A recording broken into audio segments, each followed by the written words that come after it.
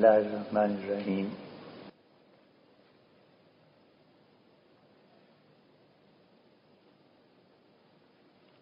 انسان اگر غور کرے اور خاص طور پہ اپنے وجود پہ غور کرے، انسانی وجود کا تجزیہ کیا ہے؟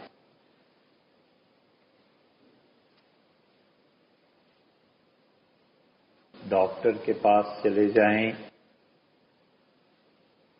وہ تجزیہ کرتا ہے اور کہتا ہے کہ اتنے % شوگر کی ضرورت ہے، دماغ سب سے زیادہ شوگر چاہتا ہے، اتنے % واٹر ہے، اتنے وٹامنس ہیں وغیرہ وغیرہ۔ وہ ایسا تجزیہ کرتا ہے کہ بتانا پڑتا ہے ڈاکٹر کو کہ آپ میں فلاں چیز کی کمی ہے اور اس کو پورا کریں۔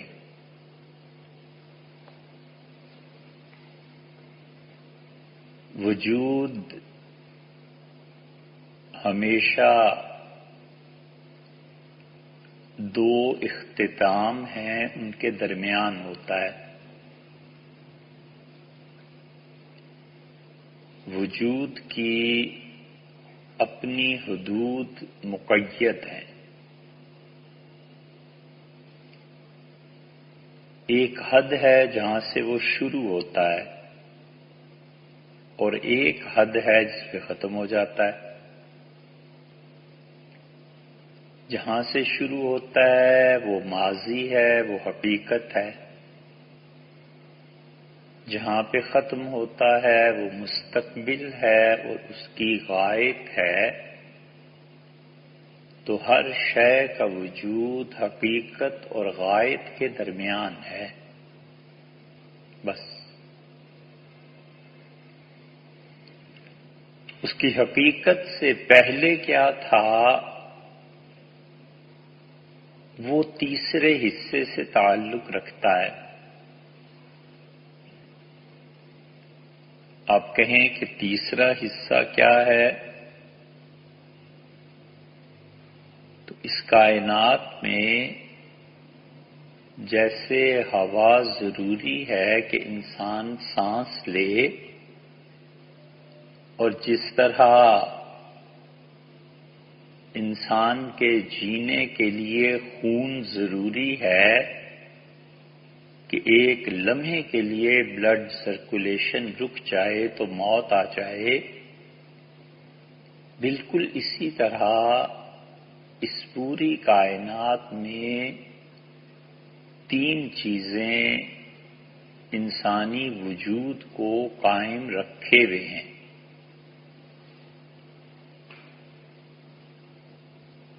تو وجود خود محدود ہے اور اس کی حقیقت جہاں سے شروع ہوا ہے اور غائب جہاں تک اس نے پہنچنا ہے، ان دو کے درمیان ہے۔ اور یہ بہت بڑا فرق ہے خالق اور مخلوق میں کہ خالق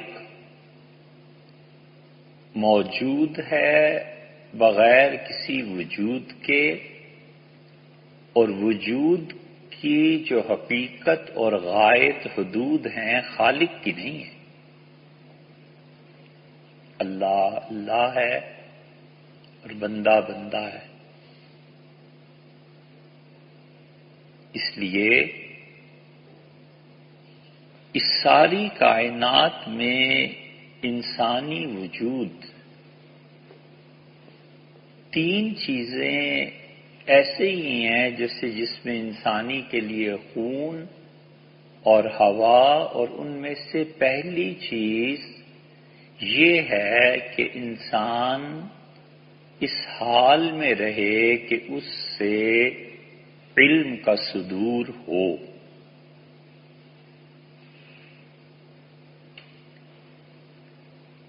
اور بلکہ اس کو اگر یہ کہیں کہ انسان کا وجود خود ہے کیا، تو انسانی وجود ایک تو وہ ہے جو ڈاکٹرز کہتے ہیں اور وہ بتاتے ہیں کہ یہ اجزاء ہیں، اور اللہ کے ہاں اور پوری کائنات میں انسانی وجود جو مانا گیا ہے وہ صرف اور صرف انسانی وجود نام ہے شعور کا اور اعمال خیر کے صدور کا، اور بس۔ انسان کا وجود دو چیزوں پہ مشتمل ہے، ایک علم کے ساتھ اور ایک شعور کے ساتھ، اور علم اور شعور یہ دونوں چیزیں فرد کی سطح پہ رہیں تو فرد زندہ ہے، اور اگر وہ قوم کی سطح پہ رہیں تو قوم زندہ ہے۔ انسان کا وجود شعور کے ساتھ، اس کو آپ علم کہتے ہیں، اور انسان کا وجود اخلاقیات کے ساتھ، اس کو آپ شعور کہتے ہیں۔ علم اور شعور، بس۔ علم انسانی ذہن کا شے کے ساتھ رابطہ ہے، چیز کے ساتھ، اور شعور باطنی انتشار کو اخلاقی اقدار پر غالب نہ آنے کا نام۔ علم شے کے ساتھ ضروری اور مفید تعلق کا قائم کرنا، اور اگر شے کے ساتھ، چیز کے ساتھ، کسی بھی مادے کے ساتھ انسان کا علم قائم نہیں ہے جو ضروری ہو اور نفع بخش ہو، تو اس کے پاس کوئی علم نہیں ہے۔ اور باطن کا انتشار اگر اخلاقی اقدار پر غالب نہ آ جائے تو اس انسان کے پاس شعور نہیں ہے، وہ آدمی اور جانور، ان دونوں میں کوئی فرق نہیں۔ بعض لوگوں کو جو سمجھتے ہیں کہ انہوں نے بڑا علم حاصل کر لیا ہے، آپ کبھی غور کریں کہ انسانی وجود میں انہوں نے علم حاصل کیا ہے یا شعور بھی حاصل کیا؟ اگر شعور حاصل نہیں کیا اور شے کے ساتھ مفید اور ضروری تعلق کو سیکھا ہے تو اس بنا پر وہ ایجاد کرے گا اور غالب آئے گا، اور تہذیب بظاہر بنے گی کچھ عرصے کے لیے، لیکن شعور میں باطنی انتشار اگر اخلاقی اقدار پر غالب نہیں آیا تو اس کے پاس علم آ گیا، شعور نہیں آیا۔ اور جب شعور نہیں آیا تو پھر وہ لوگ انسان نہیں کہلاتے۔ اس لیے بہت سے لوگ جو کچھ لکھ پڑھ بھی جاتے ہیں، ماڈرنائزیشن میں، علم میں، جب وہ قرآن کی ان آیات پر پہنچتے ہیں کہ اللہ نے کہا کہ اولئک الانعام، یہ جانور ہو گئے، اور اللہ نے کہا کہ تم نے دیکھا ہے کہ عبد الطاغوت، شیطان کے بندے بن گئے، اور اللہ نے فرمایا وَجَعَلَ مِنْهُ الْقِرَدَةَ وَالْخَنَازِيرَ، اور ہم نے ان میں بندر بنا دیے اور سور بنا دیے، تو وہ ان آیات کو پڑھ کے کہتے ہیں کہ یہ تو بڑی سخت چیزیں ہیں جو جیوز کے بارے میں اللہ نے نازل فرمائی ہیں اور اللہ نے ان کے بارے میں دعوت کا راستہ بند کر دیا ہے. ہم انہیں خدا کے دین کی طرف دعوت نہیں دے سکتے. وہ یہ نہیں جانتے کہ اللہ نے ان آیات میں انسانوں کے وجود کی نفی کی ہے کہ اس انسان کا وجود جو تھا وہ علم کی حد تک تو تھا، شعور کی حد تک نہیں تھا. تو علم اور شعور ان دو چیزوں سے انسان بنتا ہے. علم شے کے ساتھ مفید تعلق، چیز کے ساتھ ضروری تعلق، چیز کو سمجھنا اور اس کی حقیقت تک پہنچنا.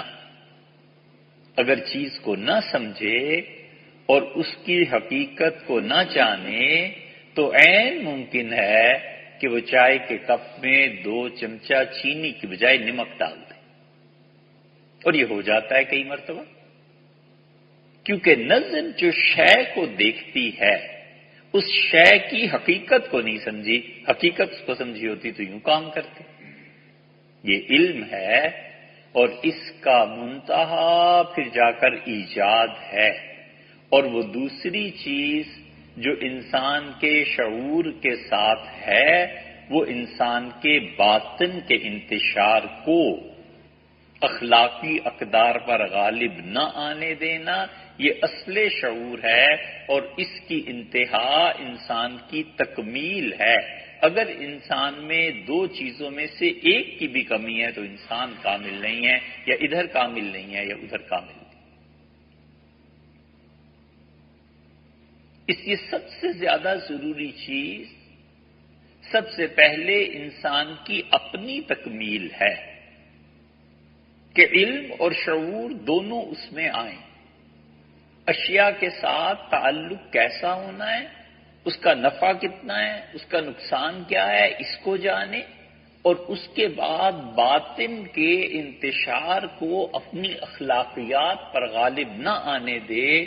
اور یہ وہ جگہ ہے، یہ وہ مقام ہے کہ اگر یہ کہیں کہ اس وقت دنیا میں 10% انسان بھی ایسے نہیں رہ گئے تو ہمیں اس میں کوئی مبالغہ نہیں لگتا کہ دنیا میں اس وقت علم کی کثرت، یا علم تو نہیں، معلومات کی کثرت اور اس کی بنا پر ایجاد ہونا اور ایجادوں کی بنیاد پر لوگوں کا غالب آنا کہ بجلی ایجاد کر دی اور فلاں ایجاد کر دیا اور فلاں ایجاد کر دیا، یہ ساری موجودات جتنی کی جتنی ایجاد ہے یہ سب اس علم کا ایک آگے کا راستہ اور سفر ہے.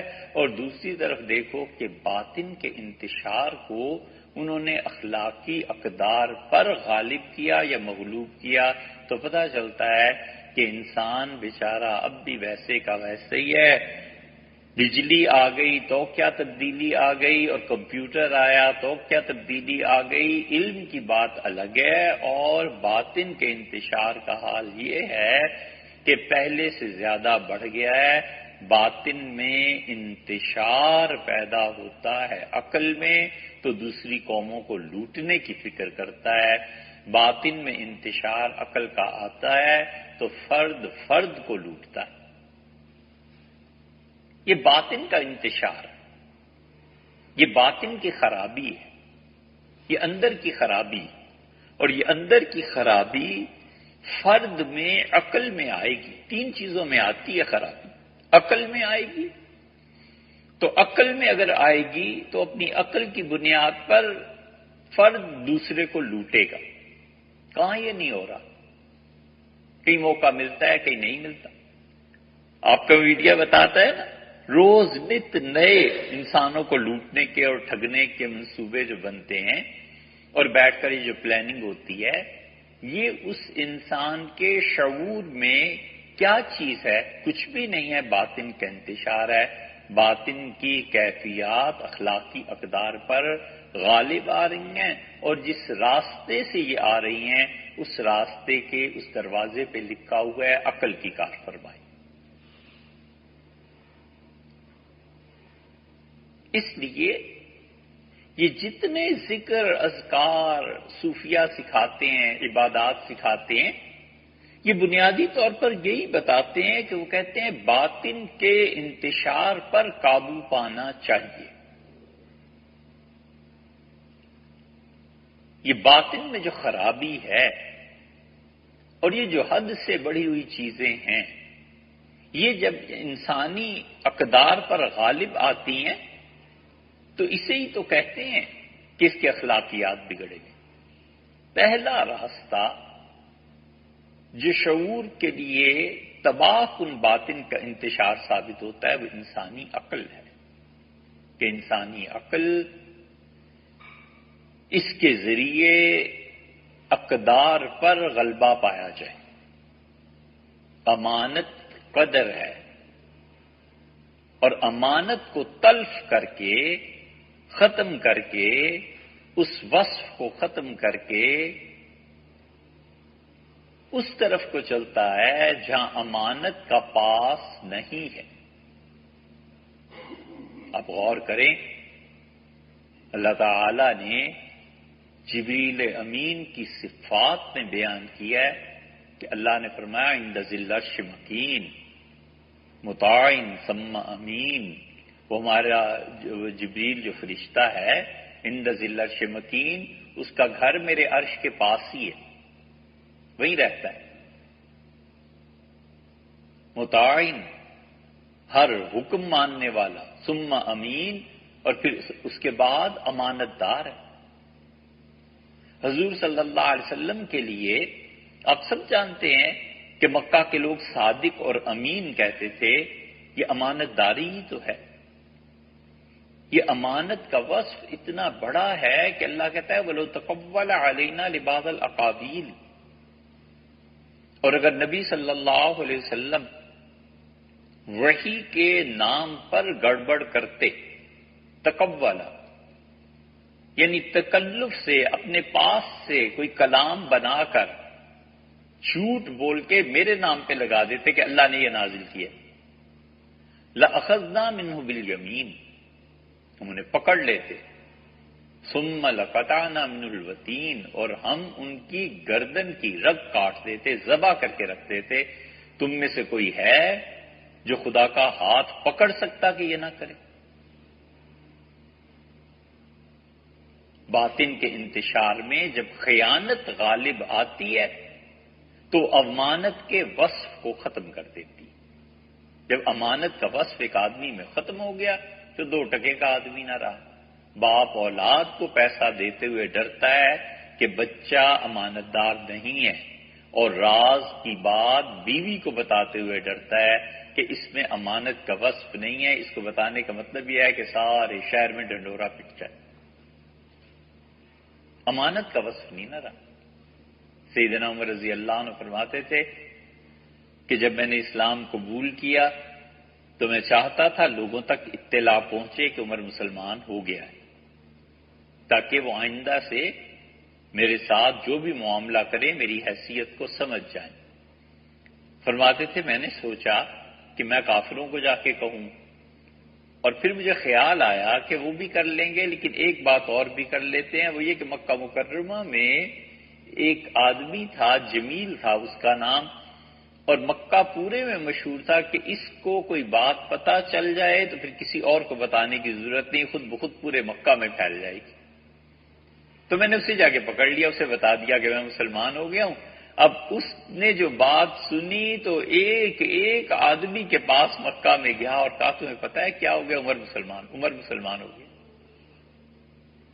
بہت سے لوگ ایسے ہوتے ہیں جو امانت کے اس وصف سے عاری ہوتے ہیں کہ کوئی بات کسی نے امانت کے طور پر کہی ہے، اس کو کہیں بیان نہیں کرتا۔ حضور صلی اللہ علیہ وسلم فرماتے تھے المجالس بالامانہ، جو مجلسیں ہوتی ہیں نا خاص طرح کی جس میں چند ایک لوگوں کو بلایا جاتا ہے یا مشورہ کیا جاتا ہے، فرمایا یاد رکھو یہ امانت کے ساتھ۔ ایک مرتبہ فرمایا کہ جب تم سے کوئی آدمی بات کرے اور پھر ادھر ادھر دیکھے تو اس کا مطلب ہے کہ یہ بات کہیں اور بیان نہیں کرنی، ایسے مت کرنا، یہ امانت ہے اس کے پاس۔ باطن کا انتشار غالب آئے گا عقل کے ذریعے، فرد فرد کو لوٹے گا، قوم قوم کو لوٹے گی۔ 20-20 سال کے منصوبے بنتے ہیں، کبھی کبھی 50-50 سال کے منصوبے بنتے ہیں کہ 50 سال بعد اس قوت کو اس قوت سے لڑا دینا ہے، اور اس وقت اسلحہ ہمارا یہ ہوگا، فیکٹریز اس طرح چلیں گی، اور ان لوگوں کا خون چوسنا ہے اور اپنی قوم کو آگے چلانا ہے، اسلحہ آئندہ سے ان ممالک کے درمیان استعمال کرنا ہے، اور اس طرح سے یہ ہوگا اور سب چیزیں آئیں گی۔ آپ کبھی غور کریں اس سارے افغانستان کے قضیے پہ، اتنی عجیب لڑائی ہے کہ کبھی کبھی ہم سوچتے ہیں کہ کیا ہے کیا چیز، اور دیکھو ساری کی ساری لڑائی جتنی افغانستان سارے علاقے میں ہے، پیسہ اربوں کا، خون مسلمانوں کا، اور دماغ یہودیوں کا۔ ایسی لڑائی دنیا نے کہاں دیکھی ہوگی کہ کس کا پیسہ، کس کا خون، کس کا دماغ، ہوا کیا سارا؟ قومیں قوموں سے لڑتی، اس لیے کہ باطن کا انتشار وہ غالب آتا ہے اخلاقی اقدار میں۔ تو اس کا مطلب یہ ہوا کہ شعور کی 3 بنیادوں میں سے ایک بنیاد ڈھہ گئی، ایک بنیاد ختم ہو گئی، اور باطن کا انتشار غالب آ جاتا ہے اخلاقی اقدار پر، اور دوسرا دروازہ اس حال کا ہے اور اس کے اوپر لکھا ہوا ہے غصہ۔ یہ غصہ اتنی شدید چیز ہے کہ انسانی شعور کو ساکت کر دیتا ہے، اور انسان اپنے غصے کی وجہ سے انسانوں کی فہرست سے نکل کے جانوروں میں داخل ہو جاتا ہے۔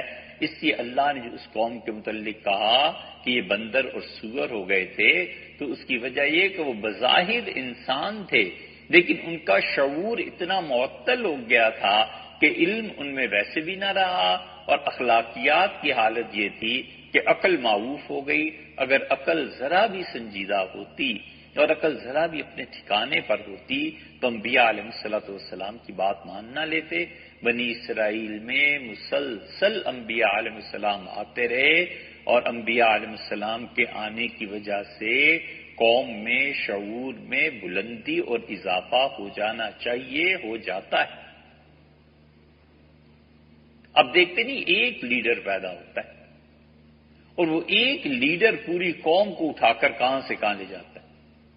انبیاء علیہ السلام کا بھی یہی ہوتا ہے کہ نبی ایک آتا ہے، اور نبی کی اطاعت اگر کرنے والی قوم اسے مل جائے تو پھر کہاں سے کہاں بلندی پہ پہنچ جاتے ہیں۔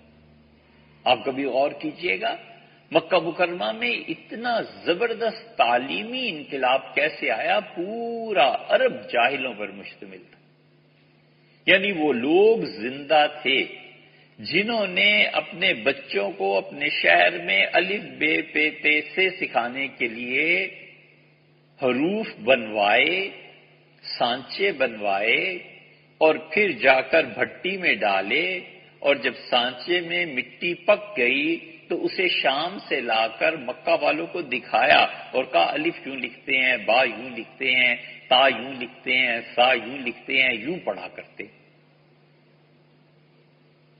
اتنی جاہل قوم، اور تعلیم کا انقلاب اتنا بڑا آیا ہے، اتنا بڑا آیا ہے کہ حیران کن، حیرت انگیز چیزوں میں سے ہے کہ ابھی پہلی صدی پوری نہیں ہوئی اور حضور اقدس صلی اللہ علیہ وسلم کی وفات پہ 70 سال نہیں گزرے، اور مکہ مکرمہ میں کاغذ بنانے کا کارخانہ لگایا گیا، حالانکہ چین کے ساتھ اس وقت اربوں کی تجارت جاری تھی اور چائنا کاغذ کی ڈیمانڈ کو پورا نہیں کر سکا اس وقت۔ وہ یہ چین نہیں تھا جو آج ہے، مگر پھر بھی وہاں سے چیزیں آتی تھیں۔ حضرت عائشہ رضی اللہ عنہا کا جو قصہ ہے نا، جس میں ان پہ تہمت لگی ہے، ام المومنین رضی اللہ عنہا پہ، اور یہ جو تیمم کا قصہ ہے کہ تیمم کی آیت نازل ہوئی، دونوں جگہ پہ ام المومنین رضی اللہ عنہا کہتی ہیں میرا ہار گر پڑا اور میں ڈھونڈنے گئی، اور پھر وہ کہتی ہیں کہ ہار بنا ہوا تھا موتیوں کا، اور ان کا یہ وہ ہار تھا جو ان کی والدہ نے حضور اقدس صلی اللہ علیہ وسلم سے شادی کے موقع پر انہیں دیا تھا۔ تو ام المومنین رضی اللہ عنہ کا یہ ہار دونوں جگہ پہ ہے، جہاں ان پر تہمت لگی ہے وہاں بھی، اور جہاں ام المومنین رضی اللہ عنہ پہ کہ اس واقعے میں جہاں تیمم کی آیات نازل ہوئی ہیں وہاں بھی یہی ہار ہے۔ اور وہ جو ہار تھا بنا ہوا کس چیز کا تھا؟ چین سے ہار بن کے آتے تھے خواتین کے لیے، اور پتھر تھا، اور پتھر کی جب پالش ہو جاتی تھی اس زمانے میں تو بہت چمکنے لگتا تھا، بہت خوبصورت ہار تھا۔ ایک رائے یہ ہے کہ یمن کے موتیوں کا ہار تھا، اور ایک رائے یہ ہے کہ چین سے وہ چیزیں برآمد کی گئی تھیں۔ حافظ ابن حجر رحمۃ اللہ نے تو اس پہ لکھا ہے، صاف صاف ان کا ہے کہ وہ ہار کے جو موتی ہیں ان کی تاثیر یہ تھی کہ کسی بچے کے منہ میں لعاب پیدا نہ ہوتا ہو تو وہ ہار یا پتھر اسے پہنائے جائیں تو منہ میں تھوک پیدا ہونا شروع ہو جاتا ہے۔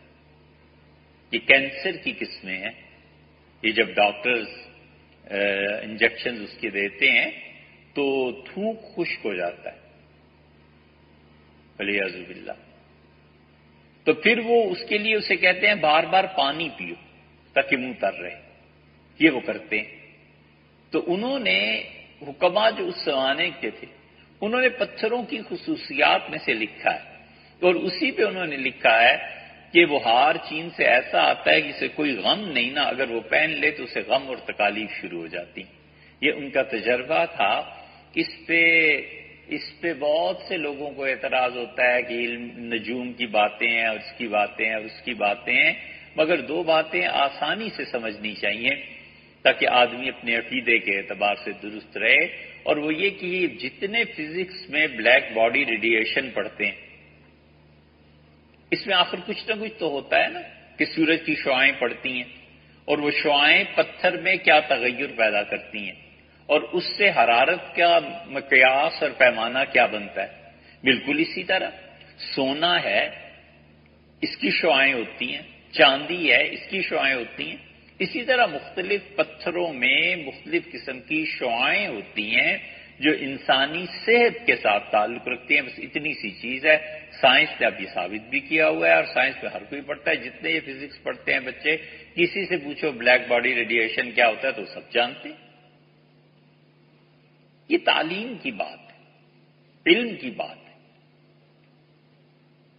اور دوسری چیز جو موضوع تو نہیں ہے لیکن یہ علم نجوم مسلمانوں ہی کا تو تھا، قدیم سے چلا آتا تھا، ہندو بھی اس کے ماہر تھے۔ اب بھی کوئی آدمی حضرت شاہ عبدالعزیز صاحب محدث دہلوی رحمۃ اللہ علیہ اور حجت اللہ البالغہ شاہ ولی اللہ رحمۃ اللہ علیہ کی پڑھا دے اور اسے علم نجوم نہ آتا ہو نہیں پڑھ سکتا۔ کئی جگہ حضرت شاہ صاحب رحمۃ اللہ علیہ اس کا حوالہ بھی دیتے ہیں، شاہ عبدالعزیز صاحب رحمۃ اللہ بھی حوالہ دیتے ہیں، لیکن مسئلہ یہ ہے کہ ہمارے یہاں مشرقی علوم ختم ہو گئے۔ مشرقی علوم کا اختتام ایسے ہو رہا ہے کہ اب آپ شہروں کے شہر پھر جائیں اور ملکوں کے ملک پھر جائیں اور کہیں کہ علم نجوم کو حاصل کرنا ہے، استاد کوئی پڑھانے والا نہیں ملتا، ان کتابوں کو پڑھنے والا نہیں ملتا، طب کا علم ختم ہو رہا ہے، حکمت کا علم ختم ہو رہا ہے، بڑی بڑی چیزیں، بڑی بڑی ادویات، یہ تو جو جدید میڈیکل ہے کتنے سو سال پرانا ہے، اور اس کے مقابلے میں جو طب تھا یونانیوں سے جو علم آیا تھا یا اور لوگوں سے جو علم آیا تھا، پھر ہندوستان کا علم اس میں شامل ہوا، اس کی تاریخ تو ہزاروں سال کی ہے، یہ ختم ہو رہا ہے۔ اب لوگوں کو پتہ نہیں چلتا، وہ کتابوں کی کتابیں پڑھی ہوئی ہیں اور کوئی آدمی پڑھنے اور سمجھنے والا نہیں رہا۔ قطف کا علم ختم ہو گیا۔ کیا علم تھا؟ نواب صدیق حسن خان مرحوم نے لکھا ہے، نواب صدیق حسن خان پکے وہابی اور اہل حدیث تھے، انہوں نے کہا ایسا علم ہے کہ جانور کو ذبح کر کے اس کے شانے کی ہڈی دیکھ کر، اس کی لائنز دیکھ کر بتایا جا سکتا ہے کہ اب کیا ہونے والا ہے۔ یہ ابھی اکبر بگٹی کو جو مارا تھا نا مشرف نے، اور وہ غار میں اسے، تو اس کے حالات ذرا پڑھیں، ان کے لوگوں سے پوچھیں، اس کی زندگی پہ جو مضامین آئے تھے، اس میں تھا کہ اس نے جانور ذبح کرایا اور ہڈی دیکھ کے اس نے کہا کہ بس اب موت قریب ہے، اب یہ محاصرہ ختم نہیں ہوتا، مارا جاؤں گا۔ ہم نے مولانا محمد خان صاحب شیرانی سے پوچھا، جو بلوچستان ہی کے بڑی مشہور آدمی ہیں، ذاتی کونسل کے چیئرمین 2 مرتبہ رہے، 6 برس مولانا نے گزارے۔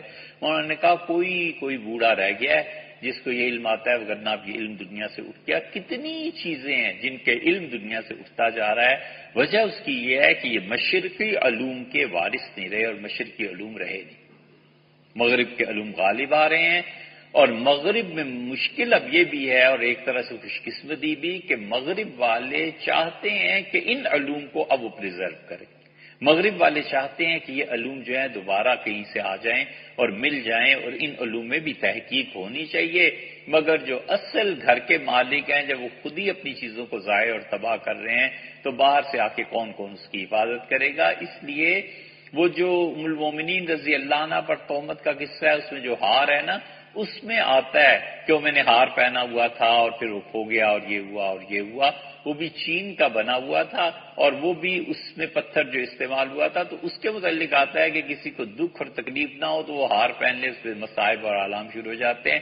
یہ حافظ ابن حجر رحمۃ اللہ بڑی تصریحات کے ساتھ لکھا ہے۔ تو اس لیے کہنے کا مقصد یہ ہے کہ انسان کا جو وجود ہے، 2 بنیادیں ہیں، ایک ہے علم اور ایک ہے شعور۔ اور علم انسانی ذہن کا شے کے ساتھ، چیز کے ساتھ ارتباط ہے، اور چیز کی منفعت کو سمجھنا ہے۔ اور دوسرا شعور، اور شعور کا مطلب ہے کہ باطن کے انتشار کو اخلاقی اقدار پر غالب نہ آنے دے۔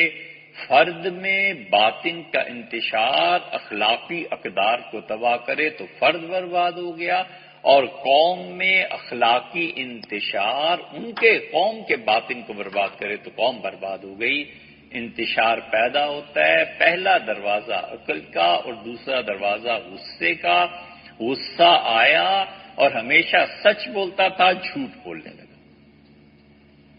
غصہ آیا اور ہمیشہ انصاف کی بات کرتا تھا، غصے پہ قابو نہ پا سکا اور ظلم کی بات کرنے لگا۔ اس کا مطلب ہے شعور پچھاڑ کھا گیا۔ شعور جو تھا غصے نے اس کو پچھاڑ دیا، شعور کی شکست ہو گئی۔ جب شعور کی شکست ہو گئی تو انسان ہونے کی بنیاد ہل گئی۔ انسان کی بنیاد 2 ہی چیزوں پر تھی، یا اس پہ تھی، علم پہ یا شعور پہ۔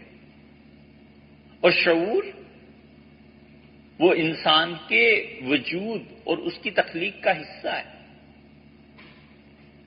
اچھا خاصا سنجیدہ آدمی، اور باطن میں غصہ آیا اور چیز کو توڑ ڈالا۔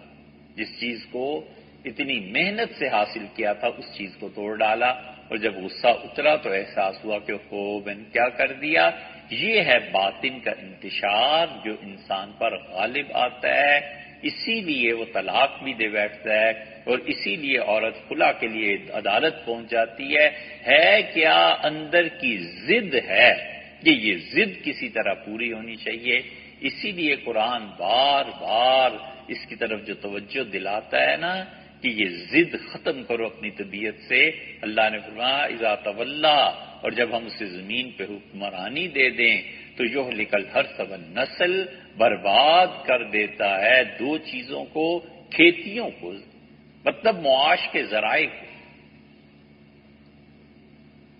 ضد، غصہ انسان کا، حرث کھیتی باڑی، علامت کے طور پہ فرمائی کہ کھیتی باڑی ختم ہو جاتی ہے۔ اس کا مطلب یہ ہوا کہ معاشی جتنی سرگرمیاں ہیں ان کو یہ بدبخت برباد کر دیتا ہے۔ ضد ہے کہ میرے لیے ایسا جہاز بناؤ جو سونے پہ ہو۔ ضد ہے ایسی چیز ہونی چاہیے، ضد ہے۔ اب جناب اس پہ کروڑوں اور اربوں روپے خرچ ہو رہے ہیں، اور وہ گاڑی لائی جا رہی ہے، وہ جہاز بنایا جا رہا ہے، وہ بلڈنگ بنائی جا رہی ہے، وہ ان کی خواہش کے مطابق محلات بنائے جا رہے ہیں، یہ ضد ہی ہے نا ساری چیزوں کی۔ نتیجہ اس کا یہ نکلے گا کہ کوئی ایک آدمی پوری کیبنٹ میں اس کے پاس حق بولنے والا نہیں رہ جائے گا، کیونکہ انہیں پتا ہے کہ اگر سچی بات کی تو صاحب بہادر کو غصہ آیا اور اگلے دن گھر بیٹھ جاؤ۔ حضور اقدس صلی اللہ علیہ وسلم نے کتنی کمال کی بات ارشاد فرمائی حضرت ابوذر رضی اللہ عنہ سے، ان کا اللہ کے رسول نصیحت کریں تو آپ نے فرمایا کلمۃ الحق فی الغضب والرضا، اللہ غصے کی حالت میں بھی اور خوشی کی حالت میں بھی، دونوں حالتوں میں ہمیشہ صحیح بات کہنا۔ انسان صحیح بات نہیں کہہ سکتا، غصے کی حالت میں کہاں صحیح بات کہہ سکتا ہے؟ غصہ آئے اور یہ باطن کا انتشار اخلاقی اقدار پر غالب نہ آئے اور اس کو قابو میں رکھ کے صحیح بات آدمی کرے، یہ ہے وہ انسان جس نے اپنے وجود کو ثابت کیا۔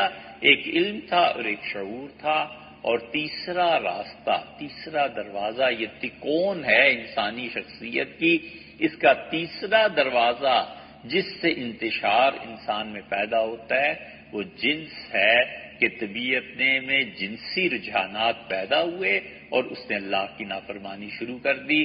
نتیجہ اس کا یہ نکلتا ہے کہ وہ باطن کے انتشار کے غلبے کی وجہ سے صحیح چیز سے ہٹ جاتا ہے۔ قرآن اسی کو کہتا ہے فَأُولَٰئِکَ هُمُ الْعَادُونَ، اور یہ لوگ تو حد سے گزرے ہوئے ہیں، اور یہ لوگ تو حد سے گزر جانے والے ہیں۔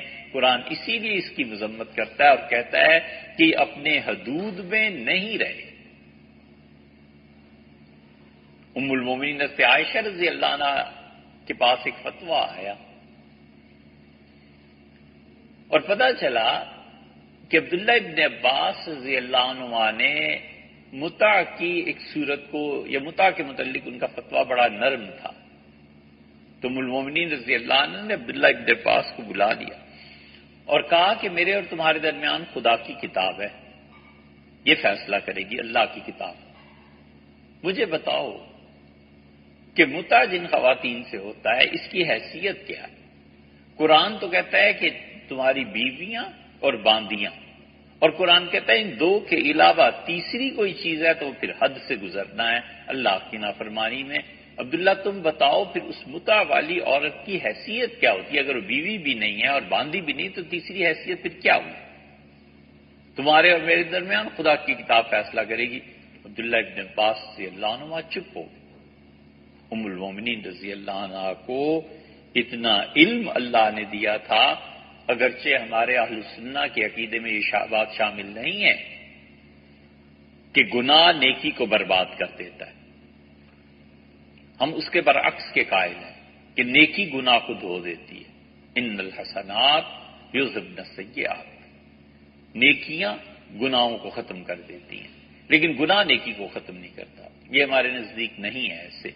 لیکن ام المومنین رضی اللہ عنہ نے ڈرانے کی خاطر حضرت زید رضی اللہ عنہ نے فتویٰ دے دیا تھا سود کے متعلق ایک نرم سا، تو حضرت زید رضی اللہ عنہ کو ام المومنین رضی اللہ عنہ نے لکھا کہ زید ہوش کرو فتویٰ دینے میں، ایسے نہ ہو کہ رسول اللہ صلی اللہ علیہ وسلم کے ساتھ جو آخری حج کیا تھا نا وہ حج برباد ہو جائے۔ سود کے فتوے اتنے آسان نہیں، فرمایا وہ حج برباد ہو جائے گا، مجھے ڈر ہے تمہارے متعلق۔ یہ اتنا سخت جملہ اسی لیے لکھا کہ اللہ نے علم اتنا دیا تھا، بہت بڑی خاتون تھی۔ یہ تیسرا ذریعہ ہے جہاں پہ پہنچ کے باطن کا انتشار غالب آتا ہے اخلاقی اقدار پہ، شعور ختم ہو گیا۔ اس لیے جو ہمارے بچے کہتے ہیں نا یورپ نے اتنا کچھ کیا، یہ کیا، یہ کیا، ہم کہتے ہیں بیٹے انسان کامل ہے یا نہیں؟ انسانیت کی تکمیل بھی ہوئی ہے یا نہیں ہوئی؟ انسان خود کامل نہ ہو اور اس کی تکمیل نہ ہوئی بھی ہو تو پھر اس کا فائدہ کیا ہوا؟ پورا جہان، پوری دنیا جنت میں جائے اور یہ اکیلا جہنم میں چلا جائے، اسے پھینک دیں تو کیا فائدہ اور کیا نقصان؟ آدمی خود سوچے۔ اس لیے انسانوں کے درمیان جتنی بھی ایکٹیویٹیز ہیں یہ ساری کی ساری تین چیزوں پہ مشتمل ہیں۔ ایک تو انسان یا تو وہ دونوں چیزیں علم کی دو حیثیتیں کہ انسان عمر بھر تین چیزوں کے ساتھ چلتا رہتا ہے، اور اگر تینوں میں سے کوئی چیز بھی ختم ہو گئی تو ایسی ہے جیسے خون جم جائے اور انسان اگلے لمحے میں مر جائے، اور ایسی ہے جیسے ہوا ختم ہو جائے اور انسان اسی لمحے میں مر جائے۔ یہ جتنے ایٹم بم اور یہ چیزیں ہوتی ہیں، یہ ایسی حرکتیں ہوتی ہیں نا کہ انسان ابھی ہے اور دوسرے لمحے میں ختم ہو گیا۔ ایک سب سے پہلی چیز انسان کی حیثیت ہوتی ہے کہ وہ علم کو حاصل کرنے والا بن جائے یا علم کو سکھانے والا بن جائے۔ ان دو حیثیتوں کے علاوہ انسان رہ نہیں سکتا، کیونکہ انسان بنتا ہے علم سے اور شعور سے، اور اگر علم میں دونوں میں سے ایک پہلو بھی نہیں کہ نہ وہ سیکھ رہا ہے نہ سکھا رہا ہے تو علمی حیثیت سے زیرو ہو گیا۔ قوم اسی طرح نہ سیکھ رہی ہے نہ سکھا رہی ہے تو ان کا وجود ختم ہو گیا۔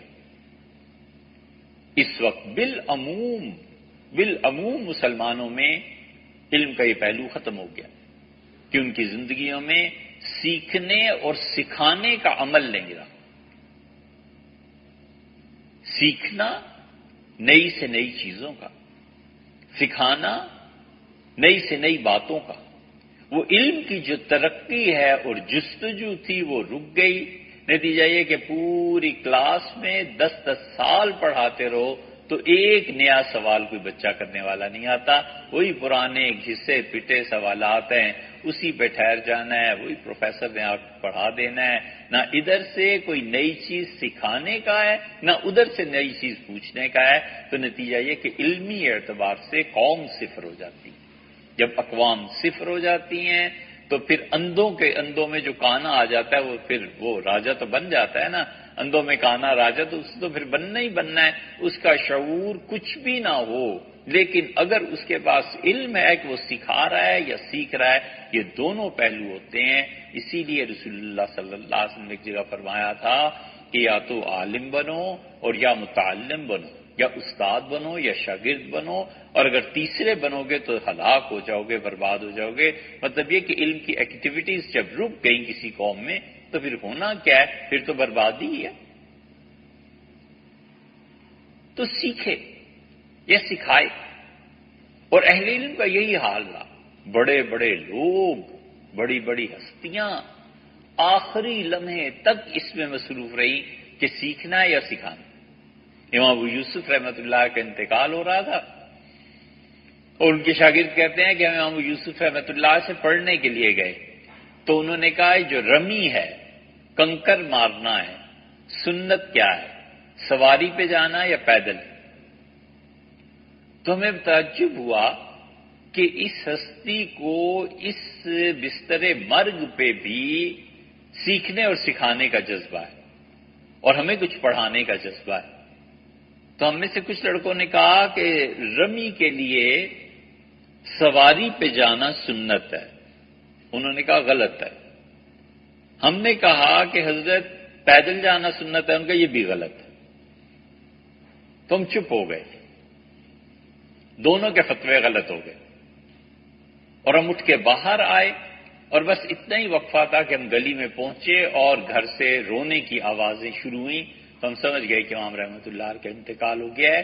یہ کیا چیز تھی؟ آخری لمحے تک علم کے ساتھ مربوط، یا سکھانا ہے کیا سیکھنا ہے، یا سکھانا ہے کیا سیکھنا ہے۔ اور جتنے بھی علم سکھانے والے لوگ ہوتے ہیں اللہ تعالیٰ ایسی برکت انہیں دے دیتا ہے کہ وہ بعض اوقات ایسی جگہ سے انہیں علم حاصل ہو جاتا ہے جہاں ان کی توقع بھی نہیں ہوتی،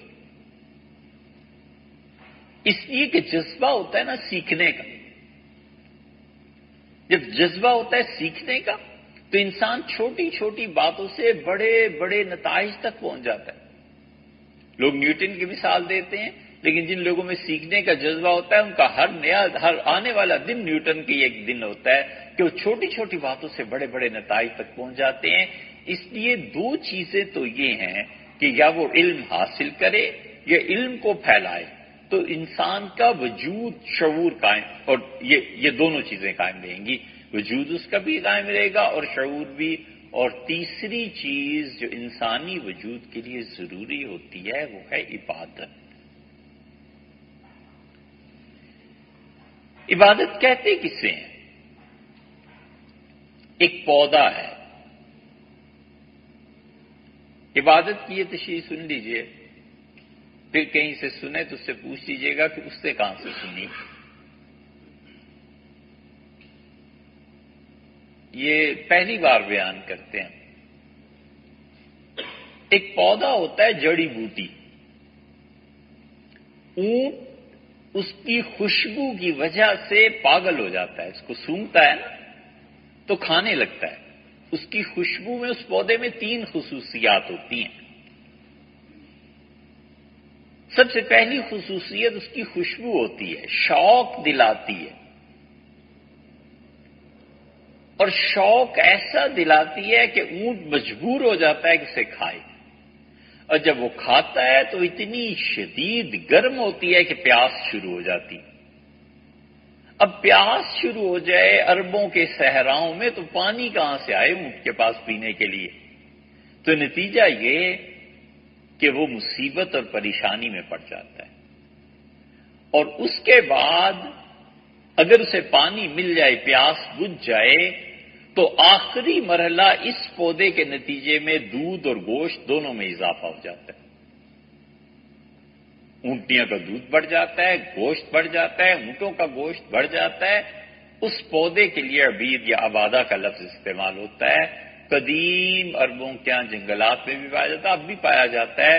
وہ جڑی بوٹی جس کی خوشبو کی شوق میں جانور اسے چرنے لگے اور انتہائی گرم ہونے کی وجہ سے گرمی کی تکلیف جانور برداشت کرے اور نتیجے کے طور پر دودھ اور گوشت میں اضافہ ہو جائے. یہ ہے عبادت. اللہ کی عبادت یہی ہوتی ہے کہ آدمی اگر فطرت صحیح ہو نا، کوئی سے بتائے کہ اللہ کی عبادت، خدا کی بندگی، ذوق شوق میں نماز، تلاوت، روزہ، صدقہ، خیرات شروع کر دیتا ہے.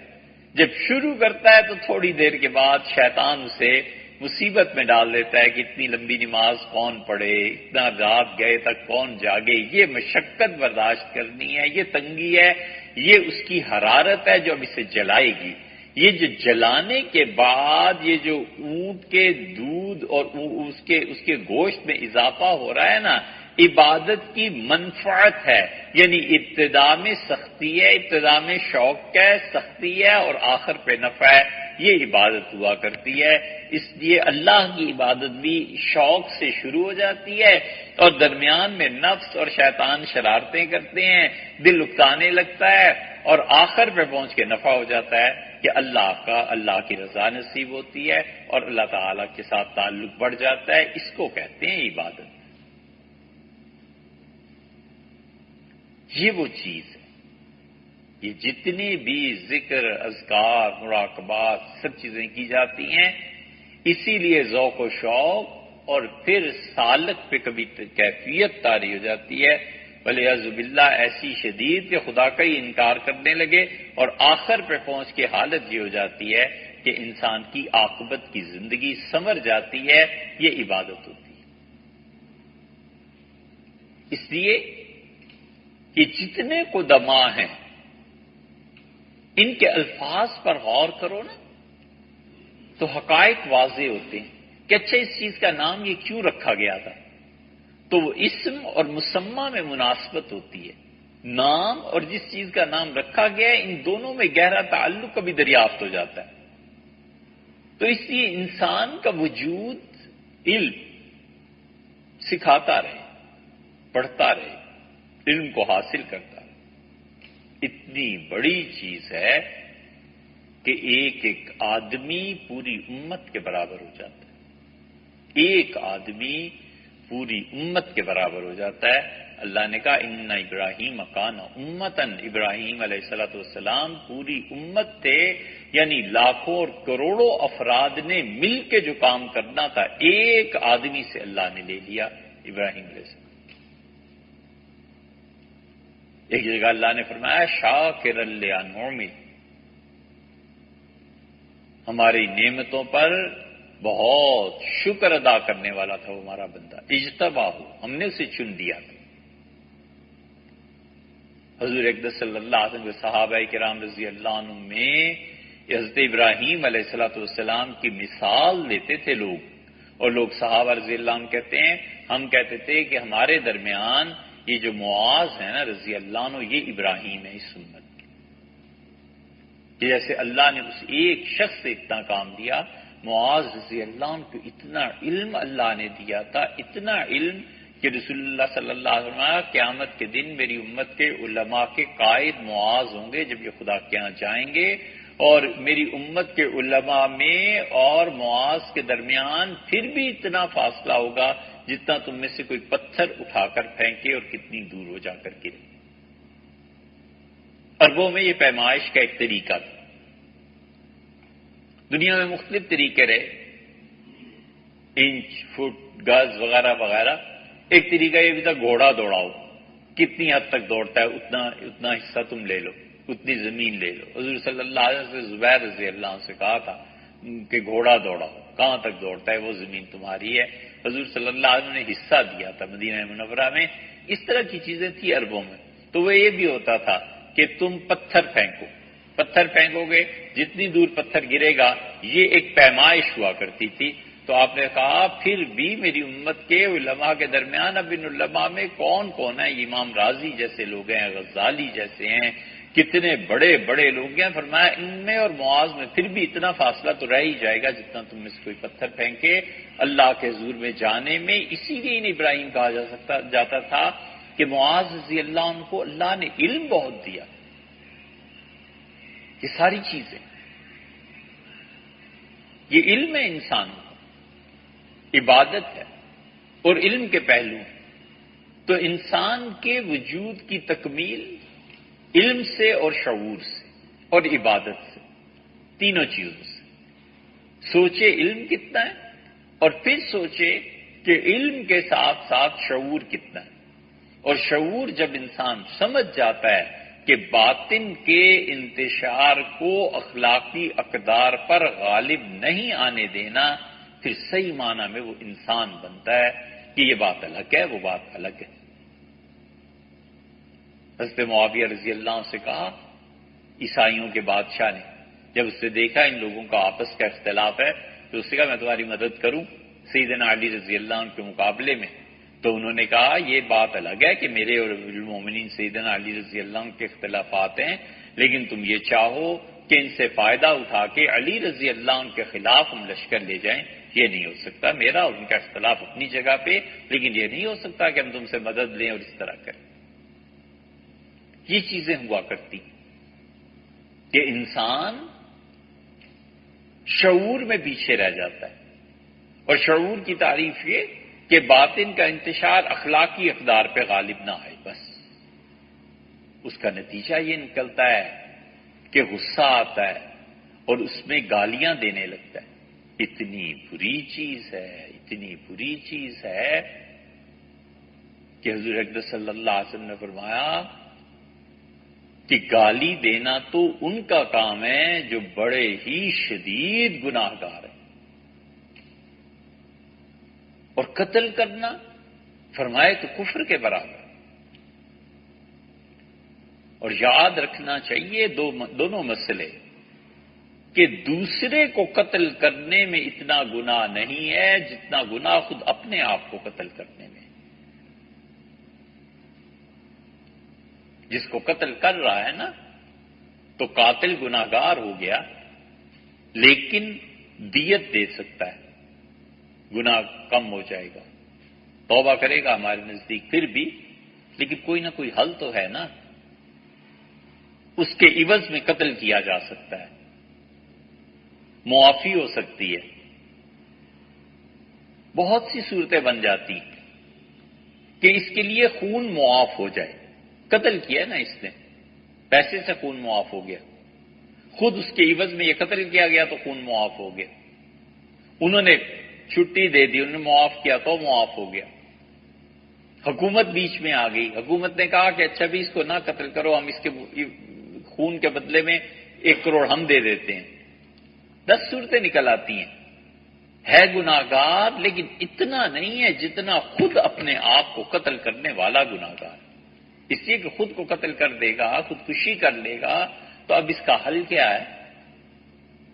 اب کس کو قتل کرنا ہے؟ اس کے عوض میں پیسے کس کو دینے ہیں؟ دیت کس کو دینی ہے؟ کچھ بھی نہیں، اپنے آپ کو مار دیا اس نے، تو خودکشی قتل سے بڑا جرم ہے۔ اس لیے یہ باطن کا انتشار غالب آتا ہے اور ڈپریشن میں چلے گئے۔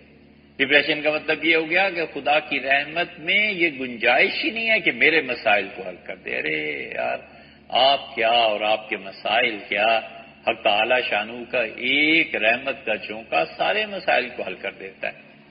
ایسی ایسی مہربانیاں کرتا ہے اللہ انسانوں پہ کہ چند دن کے لیے اللہ نے اسی لیے کہا وَمِن النَّاسِ مَن يَعْبُدُ اللَّهَ عَلَىٰ حَرْفٍ، اور تم لوگوں میں کچھ لوگ ایسے بھی دیکھو گے جو خدا کی عبادت کنارے پر کھڑے ہو کے کرتے ہیں، دریا کا کنارہ، چھت کا کنارہ۔ ایک بچہ تھا سیدنا علی رضی اللہ عنہ کے دور میں، کنارے پر کھڑا تھا اور ڈر تھا کہ گر جائے گا، تو اس سے پوچھا امیر المومنین کیا کریں، یہ بچہ بالکل چھت کے کنارے پر کھڑا ہے۔ تو سیدنا علی رضی اللہ عنہ نے کہا یہ کون سا اتنا بڑا مسئلہ ہے، جو چیز بچے کو مرغوب ہے نا وہ لے جا کر دکھاؤ، پلٹ جائے گا، واپس آ جائے گا۔ کنارے پہ کھڑا ہو جاتا ہے نا کبھی آدمی، ایک قدم ادھر گیا اور مرا، گرا نیچے۔ وَمِنَ النَّاسِ، اللہ نے کہا کچھ لوگ ایسے ہوتے ہیں یعبد اللہ علی حرف، جو کنارے پہ کھڑے ہو کے عبادت کرتے ہیں، ان اصابہ خیرا اطمأن بہ، اور اگر اسے ہماری طرف سے کوئی اچھی چیز مل جائے، مہربانی ہو ہماری، عنایت ہو، کرم ہو، تو بڑا خوش ہوتا ہے۔ اور اگر ہم ذرا سا امتحان لے لیں، ننقلب علی وجہہ، تو چہرہ دوسری طرف کر کے بھاگ پڑتا ہے، پھر خسرت دنیا واللہ، دنیا بھی برباد کی اور آخرت بھی برباد کی۔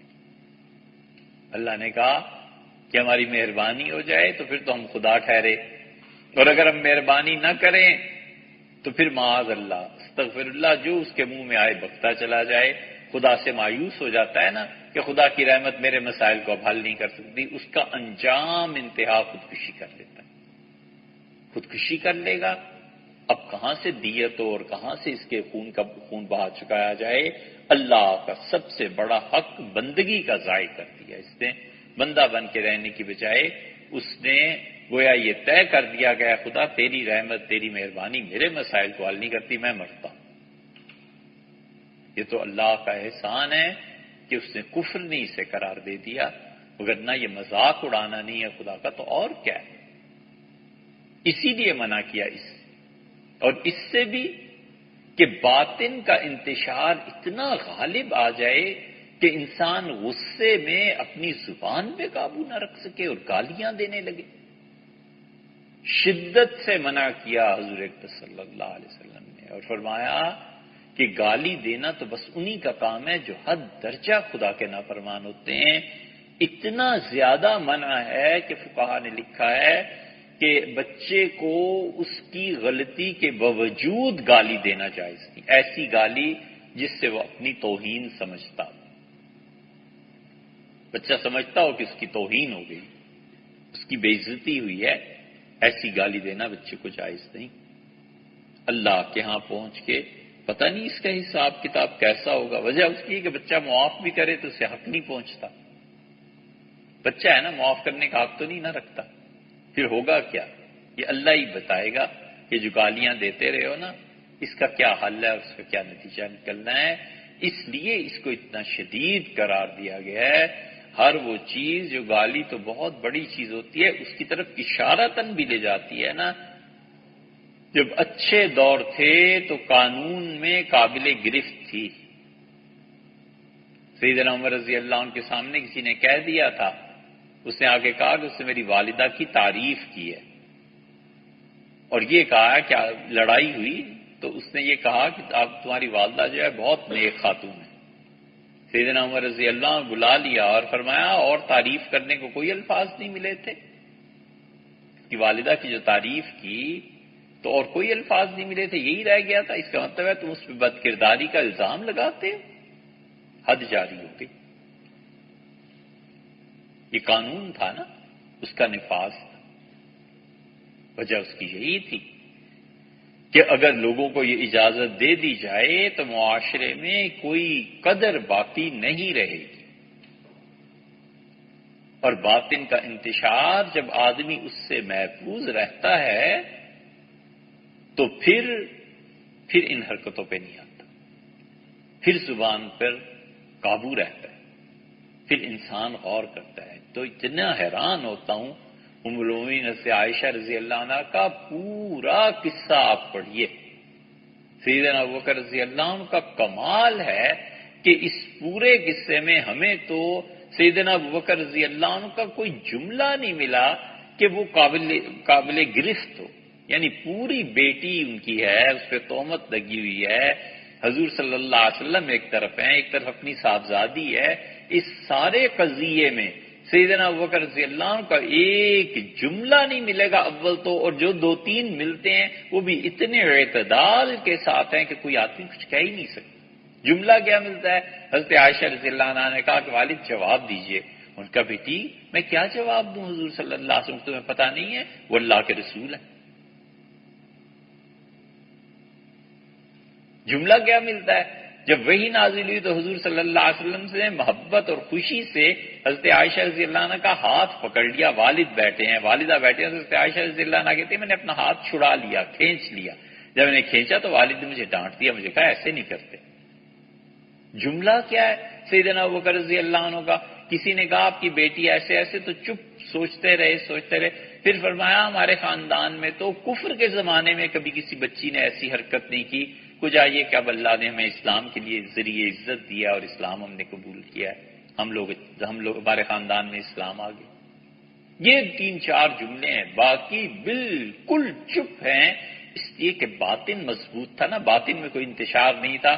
سارا سمندر، دریا، طوفان اور سیلاب گزر گیا اخلاقیات پہ، سارے مدینہ میں مشکل سے مشکل مرحلہ ہے۔ سیدنا ابوبکر رضی اللہ عنہ جن کی بیٹی ہے چپ اور دیکھ رہے ہیں، اس لیے کہ جانتے تھے حضور اقدس صلی اللہ علیہ وسلم کا معاملہ۔ تو انسان اپنے شعور میں اضافہ کرے، سوچے کہ کن مواقع پہ میرے باطن میں ایسا انتشار تھا کہ وہ تمام اخلاقی حدود کو پار کر گیا، اخلاقیات پیچھے رہ گئیں اور یہ چیز غالب آ گئی۔ جتنے پرسنٹ شعور اور علم اور عبادت، ان تینوں چیزوں میں انسان تقسیم ہے، جتنے پرسنٹ جس میں کمی ہے نا اتنے ہی کم انسان ہے۔ بس سیدھا سا فارمولہ کہ علم اس کی ایکٹیویٹیز کیا ہے، وہ تو انسانی خون کی طرح ہے، وہ تو ہوا کی طرح ہے، یا سیکھنا ہے یا سکھانا ہے، ہر دن نئی بات یا سیکھنی ہے یا ہر لمحہ نئی چیز یا سیکھنی ہے یا سکھانی ہے۔ اس لیے اللہ نے جن لوگوں کا ناطہ علم سے جوڑ دیا ہوتا ہے نا، ان کی ہر مجلس نئی چیز ہوتی۔ امام مالک رحمۃ اللہ علیہ اتنے بڑے آدمی تھے کہ ان کے ایک شاگرد کہتے ہیں 30 سال میں امام کی خدمت میں حاضر ہوتا رہا اور کوئی مجلس ایسی نہیں تھی جس میں مجھے کوئی نئی بات نہ ملی۔ 30 سال تک آدمی کسی کے پاس جاتا رہے اور ہر مرتبہ اسے نئی سے نئی بات سننے کو ملے، اس کا مطلب تو یہ ہوا کہ وہ زمزم ہی ہو گیا پھر کوئی علم کا، وہ پانی بھی ختم نہیں نہ ہوتا۔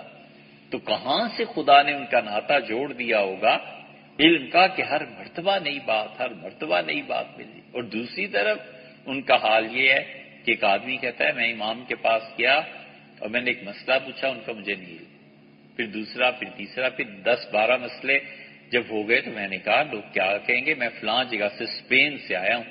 تو انہیں بڑی سادگی سے کہا، ان کا لوگ اگر میرے متعلق پوچھے تو انہیں کہنا مالک کہتا تھا نہیں یاد تھا، نہیں جانتا، نہیں علم، بس اتنی سی بات۔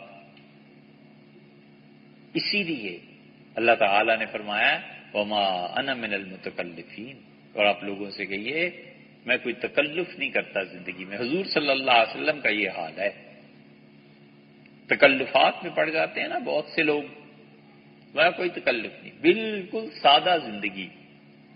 مہمان آ گئے، جو گھر میں لا کے رکھ دیا کہ یار میں بھی یہی کھا رہا تھا، آپ بھی یہی کھا لیں۔ کپڑے پہننے جو اور پہن رہے ہیں میں بھی وہی پہن رہا ہوں، کوئی تکلف کی بات ہی نہیں۔